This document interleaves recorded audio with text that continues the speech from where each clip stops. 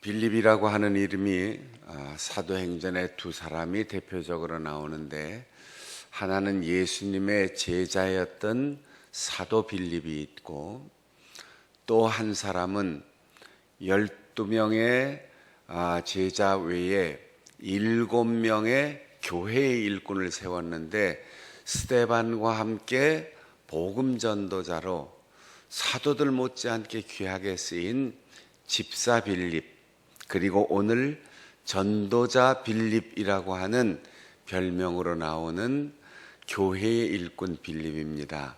이게 혼동이 돼서 빌립 하면 자꾸 사도 빌립 이렇게 생각하는데, 오늘 이 본문에서 소개하는 7 집사 중에 하나인 전도자 빌립은 사도 빌립과는 구별되는 인물입니다. 그를 특별히 집사 중에 하나인 전도자 빌립이라고 소개를 하고 있습니다.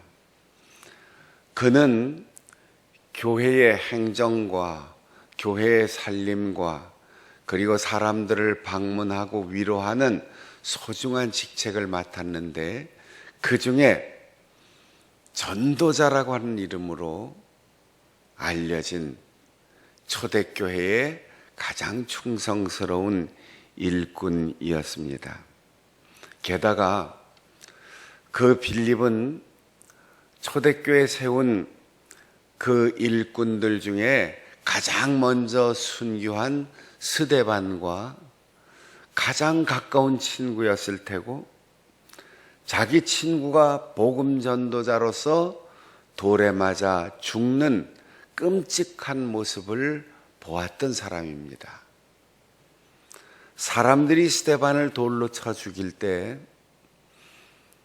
오늘 이 전도자 빌립의 집을 찾아와서 그들이 먼저 걸어갔던 순교자의 길을 걷기 위해서 예루살렘으로 목숨을 잃을 것을 각오하고 올라가는 옛 사울, 지금의 바울, 그리고 12사람은 아니지만 사도의 반열에 들어선 그 바울이 전도자 빌립의 집에 머물렀다는 사실입니다. 어떤 만남입니까? 원수가 외나무 다리에서 만나는 참 기가 막힌 만남입니다. 사마리아 지역으로부터 지중해를 끼고 가이사랴까지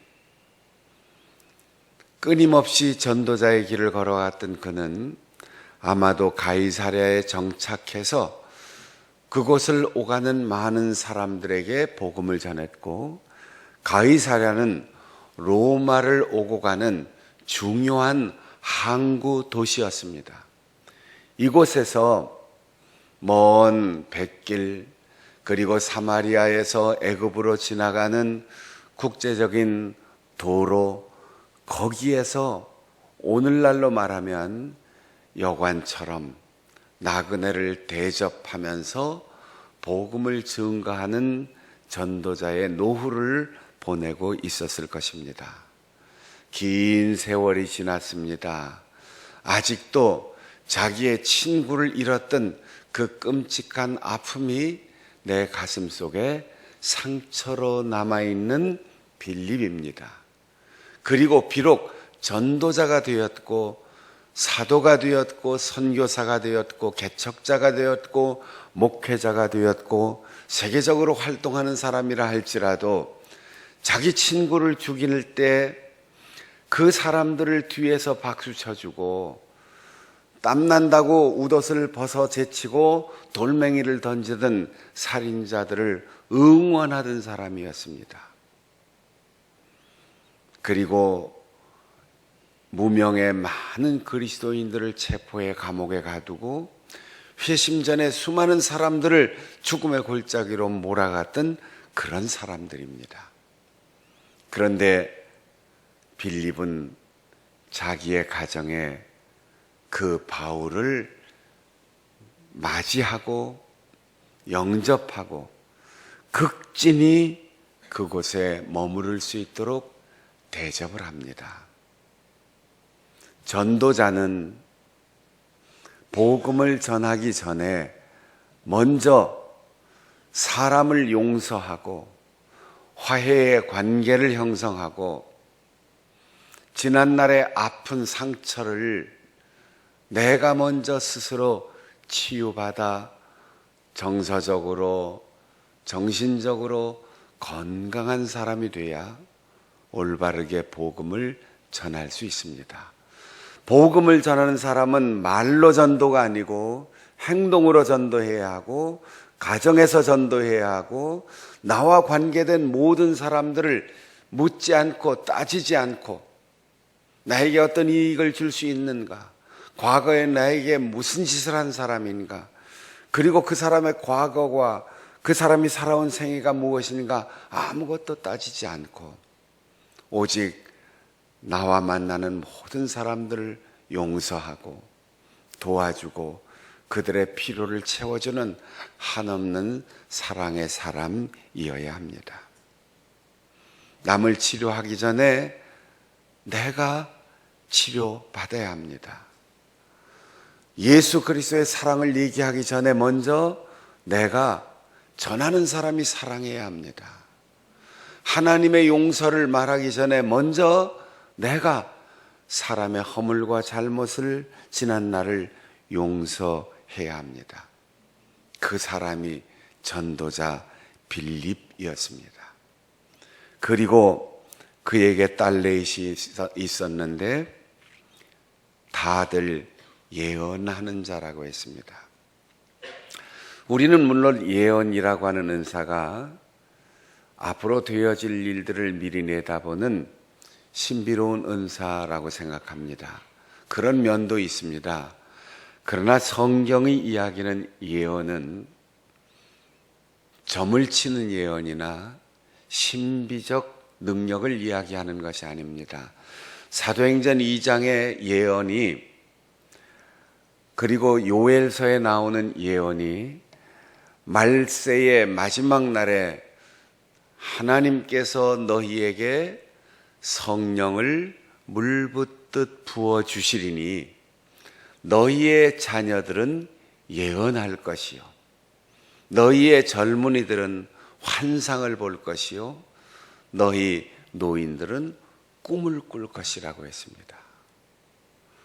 꿈을 꾼다는 것은 이 세상의 오랜 경험을 통하여 요셉처럼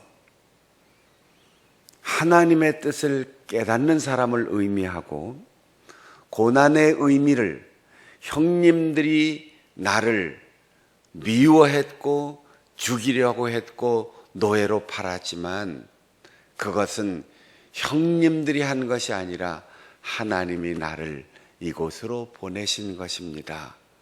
그렇게 해석할 줄 아는 능력을 가지는 원숙한 인격자, 이것이 노인의 역할입니다.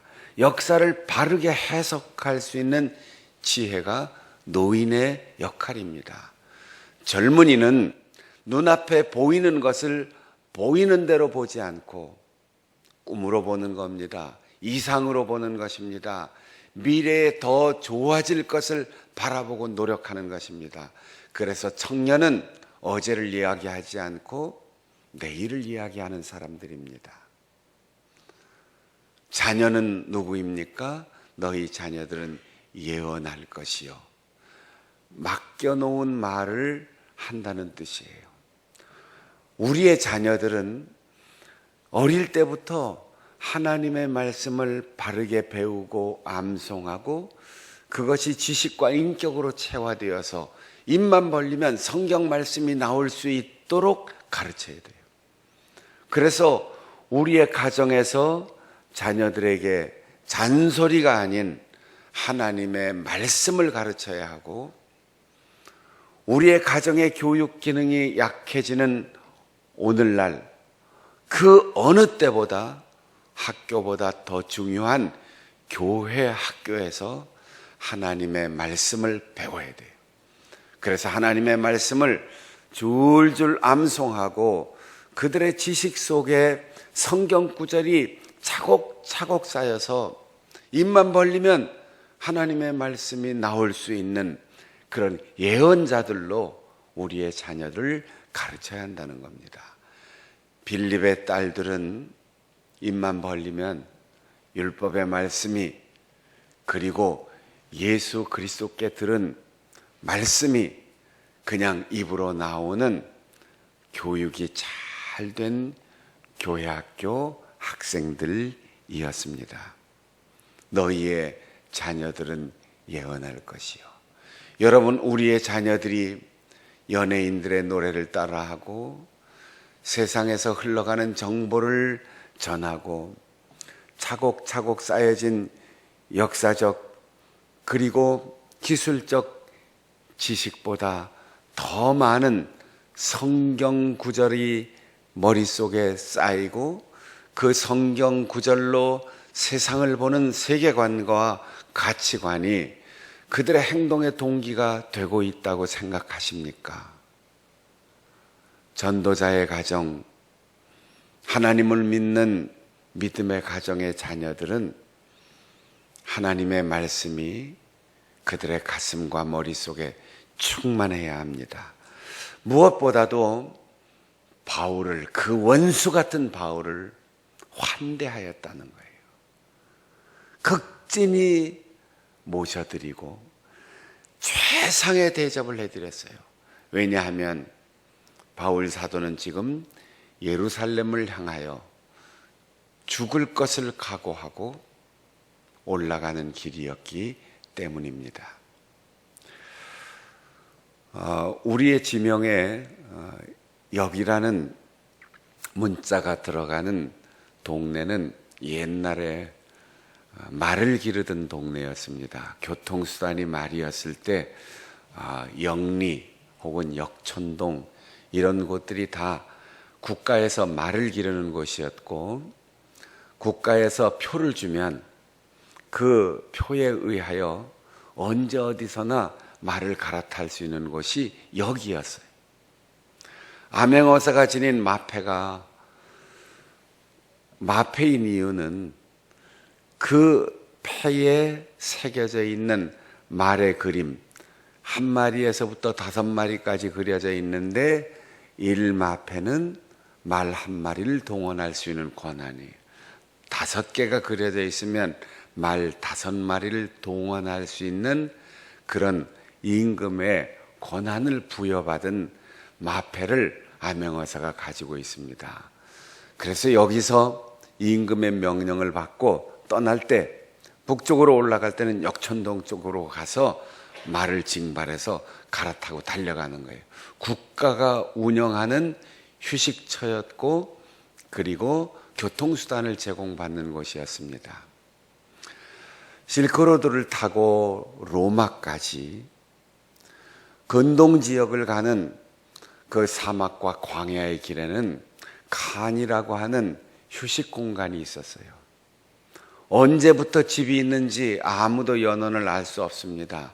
누군가 그곳을 지나가는 사람들이 벽돌을 하나 쌓고 그곳에 사는 사람들 중에 인심이 후한 사람들이 나그네들을 위하여 벽을 쌓고 집을 짓고 그리고 이름을 알 수 없는 수많은 사람들이 머물러 갈 수 있도록 처소를 제공해 주었어요.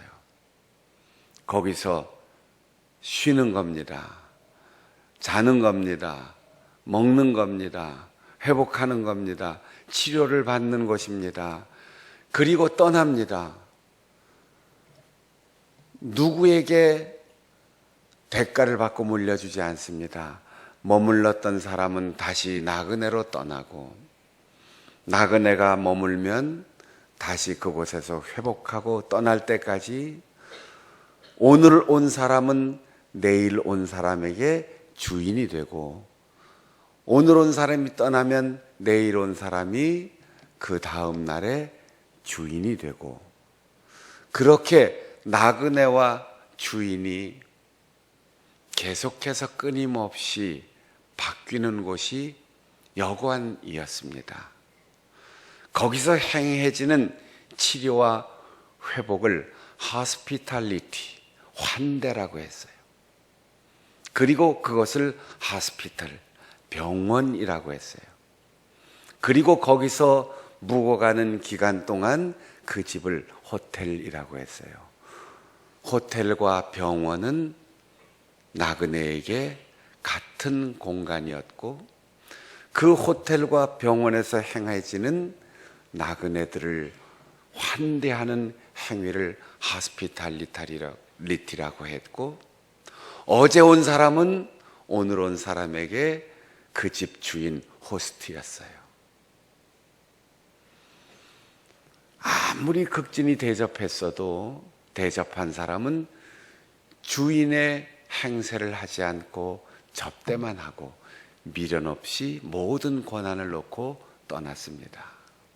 오늘 온 나그네는 어제 왔던 사람, 극진히 자기를 대접한 사람을 보내고 오늘 내가 다시 호스트가 되어서 오늘부터 내일까지 오는 사람들을 극진히 대접하는 환대의 장소, 그것이 호텔이고 그것이 병원이었습니다. 우리의 가정은 초대교회 성도들의 가정이 교회였고, 특별히 복음을 전하는 전도자의 가정이 호텔이었고 병원이었고 의사였고 여관 주인이었다는 사실을 기억해야 합니다. 2020년 한 해 우리의 가정이 최고의 5성 호텔이 되고 최고의 회복을 전하는 병원이 되고 여러분 모두가 최고의 호스트가 되고 최고의 의사가 되고 최고의 호텔 경영인이 되어서 복음 전도자의 위로의 처소가 되고 회복의 처소가 되고, 그래서 말하지 않아도 나와 만나는 사람들이 하나님의 사람이 되고 예수 그리스도의 복음을 우리의 삶으로 증거해서 전도자 빌립의 집이, 전도자 빌립의 딸들이 얼마나 아름다운 이름을 남겼는가 생각하면서 우리의 이름도 전도자가 되고 우리의 자녀들도 예언자가 되고 우리의 집도 호텔이 되고 우리의 집도 병원이 되어서 우리의 가정이 작은 교회가 되고 우리의 교회는 큰 가정이 되어서 하나님의 영광을 위하여 쓰임받는 빌립의 가정과 같은 우리 모든 성도들의 가정이 될 수 있기를 축복합니다. 4절의 봄바람 불어있고 찬송하시겠습니다.